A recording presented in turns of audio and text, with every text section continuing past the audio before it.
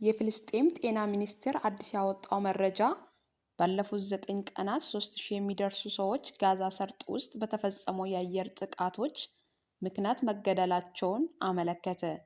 መስከረም 26 2016 ዓ.ም ሐማስ ድንበር ተሻግሮ በእስራኤል ላይ ጥቃት መፈጸሙን ተከትሎ በጋዛ ላይ የእስራኤል የአየር ኃይል ያለማቋረጥ በፈጸመው የአየር ድብደባ ነው ሰዎቹ የተገደሉት። ከተገደሉት ፍልስጤማውያን በተጨማሪ 12500 የሚሆኑት ጉዳት እንደደረሰባቸው ተገልጿል። በሌላ በኩል ደግሞ ከጋዛ በስተምስራቅ ተነጥላ በምትገኘው የፍልስጤም ግዛት ዌስት ባንክ ውስጥ 61 ፍልስጤማውያን የተገደሉ ሲሆን ከ1250 በላይ የሚሆኑት ደግሞ ቆስለዋል። በጋዛ ላይ የእስራኤል ጦር ኃይል ሙሉ ከበባ በመጣሉ የመሰረታዊ አቅርቦቶች ችግር የተፈጠረ ሲሆን የውሃ፣ የኤሌክትሪክና የነዳጅ አቅርቦት በመቋረጡ በነዋሪ ላይ የበለጠ ችግር ይፈጥራል ተብሎ ተሰግቷል። የፍልስጤም የጤና ሚኒስቴር ቃል አቀባይ እንዳሉት ጋዛ ውስጥ ኤሌክትሪክ በመቋረጡና የነዳጅ እጥረት በመፈጠሩ ሆስፒታሎች ስራቸውን ወደ ማቆም ተቃርበዋል። በጠና የታመሙት ፍልስጤማውያን ከሰሜን ጋዛ የማስወጣት የሞት ፍርድ ነው የዓለም ጤና ድርጅት። እስራኤል 1.1 ሚሊዮን ፍልስጤማውያንን ከሰሜን ዋዲ ጋዛ ወጥቶ ወደ ደቡባዊ ጋዛ እንዲሸሹ ትዕዛዝ መስጠቷን ተከትሎ በጠና የታመሙ ነዋሪዎችን ማስወጣት የሞት ፍርድ ነው ሲሉ የዓለም ጤና ድርጅት አስታወቀ።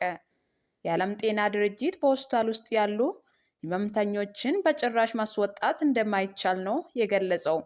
በጠና የታመሙና የመዳን ዕድላቸው በድጋፍ ሰጪ ቬንቲሌተሮች ብቻ ነው የሆኑት በርካታ ፍልስጤማውያን በሆስፒታሎች አሉ ሲሉ የዓለም ጤና ድርጅት ቃል አቀባይ ታሪክ ጃሴቬሮች ተናግረዋል። እነዚህም ህመምተኞች መንቀሳቀስ ማለት የሞት ፍርድ ነው። የደቡብ አፍሪካዋ የውጭ ጉዳይ ሚኒስቴር ከሐማስ መሪ ጋር ወደ ፍልስጤም ግዛቶች ሰብአዊ እርዳታ በሚቀርብበት ሁኔታ ላይ መወያየታቸው ጽሕፈት ቤታቸው አስታወቀ። የውጭ ጉዳይ ሚኒስቴሯ ናሌንዲ ፓንዶራ የደቡብ አፍሪካ መንግስትን በመወከል ከሐማስ መሪ ኢስማኤል ሀኒያ ጋር መወያየታቸውን አረጋግጠዋል።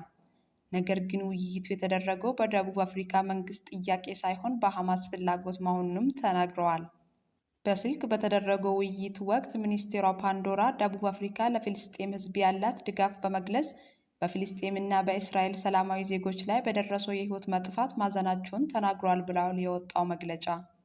በተጨማሪም ሚኒስቴሯና የሐማሱ መሪ አስፈላጊ የሰብአዊ እርዳታ አቅርቦት ወደ ጋዛና ወደ ሌሎች የፍልስጤም ግዛቶች እንዴት ሊደርስ እንደሚችል መወያየታቸው ተገልጿል።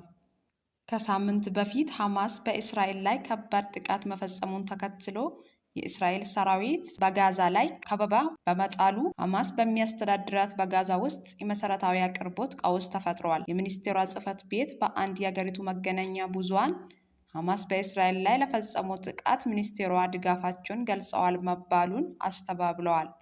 በሐማስ እና በእስራኤል መካከል ግጭቱ ከተጀመረ በኋላ ከታጣቂ ቡድኑ ጋር መወያየታቸውን በይፋ ከተናገሩት ጥቂት ሀገራት መካከል ደቡብ አፍሪካ